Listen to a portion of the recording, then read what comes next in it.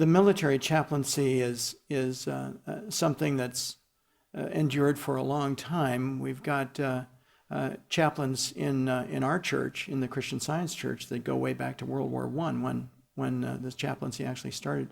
What was it that got you interested in the chaplaincy? I knew I wanted to do something that I felt would make a difference. I also felt that if there was any place where this sense of helping people feel God was needed, it was the military. People in the military are being trained to do pretty horrific things. Yeah.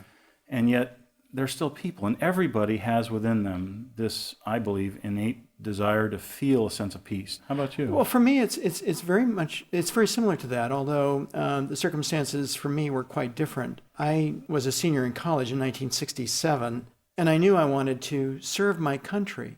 It wasn't just for our country, though. It was really for the world. I wanted to find a way to use what I understood of Christian Science to be able to bring a sense of peace among nations right into the Vietnam setting. And I knew that if I were to go into the military as a chaplain, I would probably end up in Vietnam. And sure enough, I did.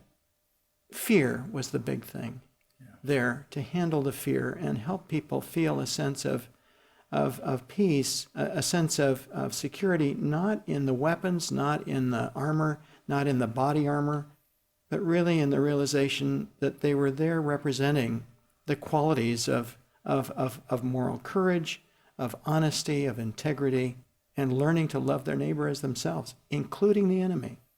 One of the things that I feel Christian Science really helped me see was that peace isn't just the absence of war. It really is a spiritual quality. It's a power.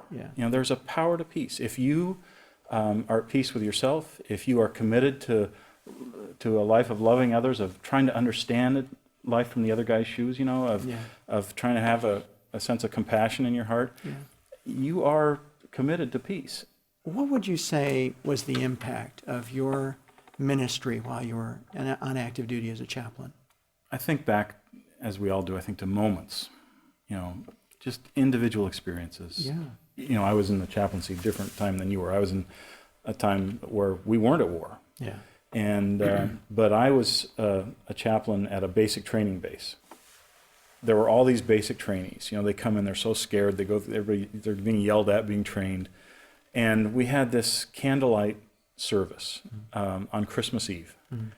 And we talked about in that service about how when Jesus came into the world, the message that was heard was on earth peace, goodwill toward man. And this was this huge basic training chapel. So we had about 2,000 people at this service. And I looked out at these faces and to see the glow of the candlelight and the tears on the faces and it being reflected in those faces. And you could feel, it wasn't that people were feeling a sense of just, oh, I'm sad to be here. They were feeling a sense of holiness. I mean, we came together. It transcended. It did. Transcended the loneliness and became something else. Exactly. And it's moments like that that I think, this was really worth doing. This was special. How about you? The moments that I felt probably most needed and most useful were in those moments when nobody else wanted to be there. And that was usually when it was a next of kin notification. Somebody had died, to sit down with a family and pray with them and support them and care for them during that time. There's a statement Mrs. Eddy makes in Science and Health. She says, "Blessed is that man who seeth his brother's need and supplieth it, seeking his own in another's good."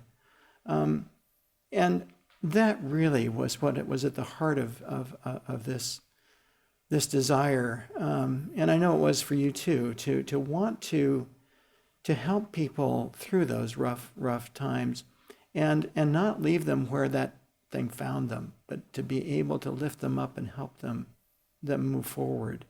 And really, God is at the center of doing that. This concept that nobody yearns for and prays for peace more than a military person, because they're right there. and to remember that, yes, sometimes you have to do things because you're ordered to do them, but your heart's desire is for peace. And so you don't lose that sense of humanity. You don't lose that sense of what you really most want in life. And that is that sense of peace and love. Yeah. I really believe that one of the things that I was able to help influence was that bringing that sense of balance of morality and spirituality to bear with these guys in a way that they wouldn't have had it any other way. Yes. And that really did make a difference.